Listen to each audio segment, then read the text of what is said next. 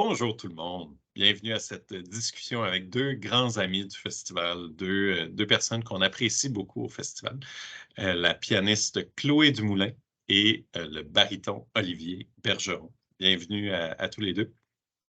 Merci. Donc, ce qu'il faut savoir, le contexte de la discussion, en fait, c'est que Chloé et Olivier sont des musiciens, de fantastiques musiciens qui ont participé au programme de développement de carrière du festival l'an dernier et qui, en 2024, vont revenir au festival, mais cette fois-ci comme artistes sur scène pour nous présenter le résultat de leur travail. Donc, je ne sais pas si vous voulez, en quelques mots, présenter un petit peu votre parcours individuel et votre démarche en tant que musicien. Peut-être Chloé pour commencer? Du tout début? D'où tu veux. Mais en fait, la musique était relativement dans ma famille, c'est-à-dire pas par mes parents, mais ma grand-mère était vraiment une grande figure musicale dans ma vie parce qu'elle était chanteuse et pianiste. Elle a fondé une école primaire en vocation musicale, donc c'est là que j'ai appris le piano. Et ensuite, j'ai juste fait des écoles de musique toute ma vie parce que je pouvais pas m'en passer. Euh, j'ai fait le programme musique-études de Vincent Dindy au secondaire, puis après ça, je suis allée au cégep, au bac et à la maîtrise au Conservatoire de musique de Montréal. J'ai terminé en mai 2023 dans la classe d'André Laplante en solo et de Claire Ouellette en accompagnement. Alors, j'ai beaucoup nourri mon parcours au conservatoire. Et puis là, depuis septembre, donc depuis 2 mois, je suis à Londres, à la Guildhall School of Music and Drama, où j'étudie au Artist Diploma avec Ronan O'Hara, qui est un pédagogue et pianiste vraiment extraordinaire, avec qui je suis en train d'avoir une relation assez transformative. Je ne sais pas si ça se dit en français. Qui me transforme, alors. Puis, Très bien. oui, c'est ça. Donc, je suis très contente d'être là-bas et de raffiner ce que je fais. Et, c'est aussi une grande expérience humaine, pas juste musicale. C'est vraiment des grosses périodes de découverte. C'est très agréable. Et pendant ce temps-là, je continue aussi quelques activités de collaboration avec, entre autres, Olivier. Et également aussi avec mon trio et mon quatuor Vatra. On se promène à travers Montréal et l'Europe. Donc, Super. là. On est très international aujourd'hui parce que tu es à Londres, d'où la noirceur derrière toi comparée à la clarté derrière moi. Puis Oui. Olivier, toi, où te trouves-tu dans le monde en ce moment? Moi, je suis à Paris. Voilà, c'est pour ça qu'il fait noir aussi. Puis, c'est ça. Donc, je suis ici. J'ai fait des études à Paris aussi, mais si on recule un petit peu, j'ai commencé à étudier le piano, j'avais 5 ans, quelque chose d'un peu comme typique dans plusieurs familles. Mais mon parcours musical a un peu été bercé par la région de Lanaudière. C'est peut-être un peu quétaine à dire, mais je suis allé au camp musical, à l'époque, ça s'appelait encore le camp musical de Lanaudière, quand j'avais 10 ans environ, puis en piano. Puis c'est là que j'ai découvert l'opéra parce qu'il y avait un cours d'initiation à l'opéra avec Marianne Béliveau. Puis le cours consistait à étudier un opéra pendant 2 semaines qui allait être présenté à l'Opéra de Montréal la saison suivante. Donc, Okay. je suis tombé complètement en amour avec l'opéra cette année, c'est Le Barbier de Séville. Puis j'ai demandé pour Noël des billets pour aller voir Le Barbier de Séville. Donc, je suis allé avec ma mère. On était assis dans la deuxième rangée, super proche, puis c'était une distribution québécoise merveilleuse. Il y avait Julie Bouliane, Cantoun. C'était vraiment Aaron St. Clair Nicholson qui chantait Le Barbier. C'était vraiment un événement très, très, très fort pour moi. Puis c'est là que j'ai décidé que je voulais être impliqué dans la création d'un spectacle d'opéra. Au début, je voulais être chef parce que j'étais pianiste. Je me disais, c'est peut-être ça qu'il faut faire. Puis je me suis rendu compte qu'il fallait être vraiment bon ou comprendre tous les instruments. Puis ça ne m'intéressait pas du tout. Parallèlement à ça, j'ai commencé à collectionner des enregistrements, puis à chanter un petit peu. Puis, bon, j'ai commencé tranquillement les études vocales en privé. Puis ensuite, je suis entré au conservatoire. J'avais 16 ans au pré-conservatoire. Puis, c'est l'année que j'ai fait mes débuts à l'Opéra de Montréal, justement, parce qu'il y avait besoin d'un jeune baryton pour chanter le rôle du Younger Brother dans Dead Man Walking. Ouais. Donc, là, comme un autre événement super marquant, super formateur, qui m'a vraiment donné comme la piqûre finale, là, la dernière dose là, qu'il me fallait. Dans le contexte Fidelman Walking, c'est un peu bizarre de dire la piqûre finale. Mais... Moi, je pensais plus à nos autres conversations sur les doses dans les dernières années, mais en tout cas. Donc, après ça, c'est ça. J'ai continué au conservatoire. Puis, j'ai rencontré lors d'un stage au domaine Forget, j'avais peut-être 18-19 ans, François Leroux, qui est un grand baryton français, et entre autres choses, grand spécialiste de la mélodie française. Et donc, j'avais déjà commencé à travailler ce répertoire-là un petit peu parce que j'avais très envie de chanter des grands airs de Verdi. Puis on m'a dit que c'était peut-être plus sage de ne pas faire ça à 18 ans. Donc, je m'étais tourné un petit peu vers la mélodie française. Puis, à la fin du stage, François est venu me voir pour me dire qu'il y avait une nouvelle bourse qui était offerte à l'École normale de musique de Paris où il enseigne, dans le programme de mélodie française. C'était un certificat spécialisé en mélodie française. Puis, si je la voulais, j'étais invité. Donc j'ai déménagé à Paris, j'avais 20 ans, pour étudier pendant 1 an la mélodie française, monter un répertoire de 50 mélodies, de Berlioz à Dutilleux. Puis, c'est vraiment à ce moment-là que j'ai commencé à me dédier au récital, au répertoire de la mélodie, du lied. Puis, en continuant à faire de l'opéra, que ce soit baroque ou pas, peu importe, mais la mélodie, ça a vraiment été comme l'espèce de fil conducteur depuis ce temps-là. Puis là, bon, si on saute un peu des étapes, je fais pas mal de récital, surtout de la mélodie française. C'est important pour moi parce que c'est ma langue natale.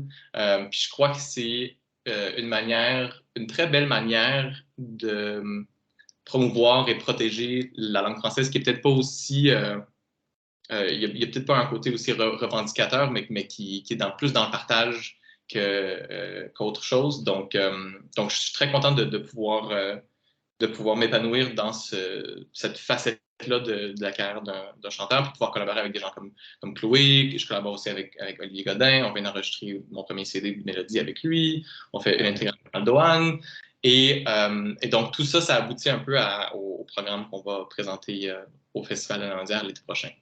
Qui est un programme... Donc là, vous revenez de la ville d'Oxford, où vous avez participé au Oxford Song Festival avec plein d'artistes très réputés justement dans le monde de la mélodie, dans le monde du leader. Et j'imagine que dans ce programme-là, dans le moment que vous avez passé ensemble à Oxford, bien là, vous avez pu imaginer certains éléments du programme que vous allez présenter l'année prochaine au festival. Donc, voulez-vous nous en dire un petit peu plus sur ce programme-là? Veux-tu que j'y aille? Veux-tu y aller? Veux-tu y aller? Tu peux y aller. Ben en fait, l'année prochaine, c'est une année d'anniversaire importante pour... je sais pas, il faudrait trouver un terme comme pour les baroqueux, mais pour la mélodie française. Mais pour les gens qui aiment la mélodie française, les amateurs de mélodie française, ouais. C'est un anniversaire Fauré et Renaldo Hahn. Donc, qui sont quand même deux figures très importantes dans le répertoire de la mélodie française. Donc, on a voulu leur rendre hommage sans que ça soit super centré juste sur eux. Donc, il va aussi y avoir du Debussy. Mais donc, il va y avoir Le Promeneur des deux amants de Claude Debussy. Après, on a Les Mélodies de Venise de Gabriel Fauré. Puis 2 cycles de Renaldo Hahn, dont Sagesse, qui est un cycle inédit qu'on a retrouvé il n'y a pas si longtemps que ça, que je viens d'enregistrer, qui est un peu étrange, mais qui est super beau, super intéressant sur la poésie de Verlaine. Puis on va finir avec Les Chansons grises, dans lequel on retrouve une des mélodies les plus connues qui s'appelle L'heure exquise, qui est aussi le titre de notre programme. Parce que, tu sais, L'heure exquise, bon, là, dans le contexte de cette mélodie-là, du poème aussi, c'est quelque chose. Mais dans notre contexte, c'est que le récital dure environ 1 heure. Un concert de ce genre-là, ça dure environ 1 heure. Puis c'est vraiment un moment de partage. Tu sais, la mélodie française, c'est né dans les salons, entre amateurs, néophytes aussi. Tu sais, il y avait de la poésie, il y a des gens qui récitaient, des gens qui jouaient un instrument, qui chantaient, des compositeurs qui essayaient leur mélodie pour la première fois devant des gens. Ils chantonnaient, comme on sait, Renaldo Hahn avait une très belle voix. Puis donc, on a essayé de composer un programme, puis de l'imaginer dans le contexte où on allait pouvoir partager ces mélodies-là à un public qui, pour la majorité, j'imagine, sera francophone, puis qui comprend tout, donc avec lequel on va pouvoir échanger et partager ces poèmes et ces mélodies-là qui sont d'une beauté inégalable, je dirais. Mais bon, Ben, Faudra c'est fantastique. Puis vous savez, pour être venu au festival l'an dernier pendant un bon 10 jours, condensé à quel point justement cette dynamique de partage-là, puis de discussion avec le public, puis d'échange est importante chez nous. Puis en fait, il va y avoir un autre type d'échange et de partage lorsque vous allez venir l'année prochaine, parce que vous venez aussi pendant la période où le programme de développement de carrière du festival va avoir lieu. Donc, on souhaite que vous soyez pas les mentors, mais comme les anciens, les diplômés qui reviennent et qui parlent un peu aux prochains participants de ce programme-là de votre expérience puis de votre carrière. Oui, Chloé. J'allais juste ajouter qu'on a beaucoup parlé de ça à Oxford, justement, de comme quel genre de format de concert et un peu le futur, là, si on veut, de la mélodie, parce qu'on a eu des discussions avec Sholto Kenosh, qui est le directeur artistique là-bas, et il y avait beaucoup de gens, finalement, qui, on réalise, sont très intimidés par la mélodie ou par le récital. Tu sais, chanteurs, pianistes, les gens souvent savent pas trop regarder, ils hésitent à on a-tu le droit de regarder le chanteur, c'est quoi notre rapport à ça? Fait que je pense que pour nous, c'était important d'avoir quelque chose d'assez intime et d'assez comme naturel avec le public pour justement comme rendre les gens à l'aise dans ce scénario-là, parce qu'on a réalisé que pour nous, c'est vraiment normal, parce qu'on a grandi avec ça, mais pour beaucoup de gens, c'est quand même encore quelque chose d'assez étrange. Donc, on ne voulait pas que ça soit comme un contexte trop froid ou trop impersonnel, là. Donc, en tout cas, c'est une touche qui est importante pour nous, je pense.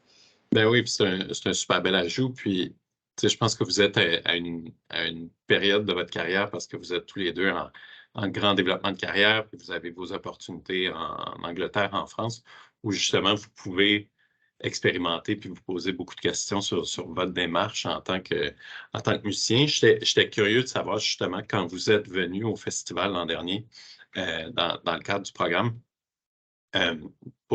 juste pour donner du contexte. Dans le fond, c'est un programme pendant lequel 6 musiciens classiques avec énormément de talent et la promesse d'une carrière internationale sont rassemblés à Joliette pour rencontrer les artistes internationaux qui passent par le festival, des agents, des administrateurs culturels. Puis vous avez fait partie de cette deuxième cohorte-là l'an dernier. C'est assez difficile de promettre quoi que ce soit avant d'inviter des gens comme vous à ce programme-là parce que la valeur des échanges pour les participants du programme viennent beaucoup du contact qu'ils vont avoir très personnel avec les artistes. À quoi, est-ce que le programme pour vous, comment le programme pour vous a eu un impact sur votre réflexion en tant qu'artiste, sur votre démarche en tant qu'artiste, puis peut-être quelle rencontre que vous avez faite dans le programme l'an dernier a été la plus marquante pour vous? Peux-tu y aller? Oui, je peux y aller. En fait, je crois que ce qui est vraiment, j'allais dire pertinent, mais ça dépasse ça.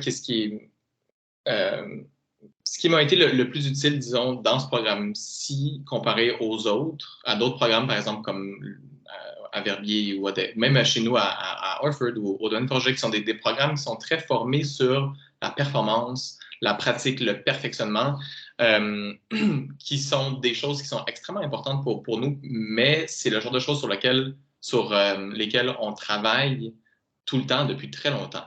Et donc là, d'avoir l'opportunité de discuter avec des gens qui prennent des décisions, qui n'ont pas nécessairement d'impact tangible sur notre carrière là, maintenant, quand on les rencontre, mais qui prennent des décisions importantes au sein du milieu, puis qui comprennent exactement comment ça fonctionne, qui comprennent quels sont les enjeux, puis que nous, on puisse comprendre quels sont leurs enjeux pour qu'on puisse en parler, puis essayer de tisser des liens qui dépassent l'audition, qui est un contexte tellement étrange, nécessaire, mais très étrange, en fait, lorsqu'on essaie justement de créer des liens puis de voir si on peut créer un partenariat avec un organisme ou avec un directeur artistique ou peu importe. Donc, d'avoir cette opportunité-là, pour moi, ça a été vraiment la chose la plus importante, disons, de pouvoir comprendre vraiment pas qu'est-ce qui était attendu de nous, mais de s'asseoir dans un contexte où on n'est pas, comment dire, on n'était pas en train de se promouvoir ou d'essayer d'avoir un engagement ou d'avoir un concert. C'était des conversations honnêtes dans un cadre assez détendu. Puis évidemment, même si on n'était pas là en audition, je ne sais pas pour toi, Chloé, ou pour les autres personnes qui ont pris part au programme, mais je suis encore en contact avec la grande majorité des gens qui sont venus discuter avec nous, tu sais, puis ça peut être pour des conseils, ça peut être pour des engagements, ça peut être pour plein de choses, mais c'est vraiment le genre d'opportunité qu'on ne retrouve pas dans d'autres programmes, à ce que je sache. Et donc, je suis très, très, très heureux d'avoir eu la chance d'y être, puis je suis très heureux de savoir que c'est quelque chose qui continue d'exister, puis qui va prendre de l'ampleur, puis qui va être encore plus cool les prochaines années. Fait que là, nous, on va être très jaloux d'avoir été la deuxième cohorte, mais je trouve que c'est un ajout exceptionnel dans notre paysage culturel, mais aussi, j'espère que ça va donner l'exemple pour d'autres programmes qui vont peut-être pouvoir repenser leur modèle, parce que oui, le perfectionnement, c'est important, mais le côté que le programme de perfectionnement, le programme de mentorat du Festival de l'Andière, c'est deux choses qui sont complémentaires. C'est deux. On a vraiment besoin des deux. Super. Je suis vraiment d'accord. Je suis vraiment d'accord avec tout ce que tu as dit. Puis je pense que c'est bon aussi de choisir un stage justement qui est soit pour vraiment pratiquer, vraiment performer, être dans l'aspect de la musique, puis d'en avoir un où ta tête est 100% ailleurs. Ça fait vraiment du bien parce que des fois aussi de vouloir mélanger les deux, ça peut vraiment devenir comme compliqué des fois. Donc je pense que d'avoir un comme aussi clair et aussi précis, ça nous aide. Puis je trouve que c'est rare là, qu'on a une pause. En tout cas, je vais parler pour moi. C'est rare que j'avais une pause d'une semaine où j'étais comme aussi bien traitée, puis hébergée, puis en dehors de chez nous, puis avoir le temps de justement d'échanger avec les autres. Ça aussi, je trouve que les rencontres aussi des autres musiciens, moi, en tout cas, j'ai vraiment aimé ça. Puis on avait beaucoup de moments pour, c'est ça, pour échanger, puis de se poser des vraies questions sur nous-mêmes. Puis tu as parlé d'honnêteté, Olivier, avec les mentors qui nous ont partagé leur point de vue vraiment avec un avis sincère. Mais je pense aussi de nous avoir l'occasion de nous regarder dans le miroir puis vraiment comme faire un peu le bilan de notre carrière puis comme, OK, c'est quoi la prochaine étape? Je suis rendue où? D'avoir vraiment l'occasion de faire ça puis de prendre le temps de faire ça, j'ai vraiment trouvé que c'était... En tout cas, dans mon cas, à moi, ça m'a beaucoup, beaucoup aidé. Puis aussi, le point sur l'identité comme artistique, je pense que c'était vraiment quelque chose qui était assez fort, qui était revenu chez plusieurs des mentors, entre autres, je pense, les musiciens, mais même ceux qui étaient plus du côté administratif, je pense qu'ils disaient que c'était vraiment important pour eux de reconnaître ça chez quelqu'un, puis de voir vraiment l'authenticité puis l'identité de la personne. Puis je pense que de nourrir ça, c'est vraiment inestimable, puis on n'en parle pas beaucoup à l'école. Fait que je pense que c'est important de se poser la question puis de prendre le temps de réfléchir à ça. Puis de le nourrir dans un contexte qui n'est pas, une conférence ou qui n'est pas formel. Là, je me souviens de t'avoir vu passer à peu près 1h30 avec Angela Hewitt après son concert à Sainte-Mélanie à manger des sandwichs pas de croûte dans une réception du maire. Puis c'est le genre de contexte qui est peut-être plus ouvert puis qui permet d'avoir des discussions qui sortent de ce qu'on entend habituellement justement dans notre formation plus formelle, académique, encadrée. Absolument. Donc, vous recommanderiez à des musiciens d'appliquer pour le prochain programme? Oh! 100%. Non, puis aussi, je pense que ce qui est pas négligeable aussi là, je fais comme j'essaie de participer au pitch, là, mais c'est aussi d'avoir eu l'opportunité de discuter avec toi et Renaud, tu sais, faut pas oublier que les gens qui viennent, les gens qui sont invités à venir sont des gens de réputation internationale, mais vous êtes aussi de réputation internationale. Vous avez une réputation internationale. ce que je veux dire, c'est d'avoir l'opportunité de dialoguer aussi avec vous qui êtes québécois, mais qui avez évolué, travaillé à l'international, puis qui revenez, puis d'avoir justement dans un contexte très informel, ça nous permet justement d'arriver à des conclusions ou de se poser plus de questions sans avoir une grande pression de justement trouver les réponses là, tout de suite maintenant, puis d'apprendre à mieux se connaître puis à continuer notre chemin. Donc, j'espère que les autres auront une expérience aussi positive que la nôtre. Ben, merci, c'est très gentil. Puis merci à vous deux d'avoir pris ce temps sur votre heure de souper euh, pour, pour parler de ce programme-là, puis du programme que vous allez présenter en 2024 dans la série Hors les murs. On a très, très hâte de vous revoir. Puis d'ici là, portez-vous bien, continuez à enchaîner les succès les uns après les autres, puis à rayonner un peu partout. Puis on se revoit très chaleureusement l'été prochain. Merci. Merci.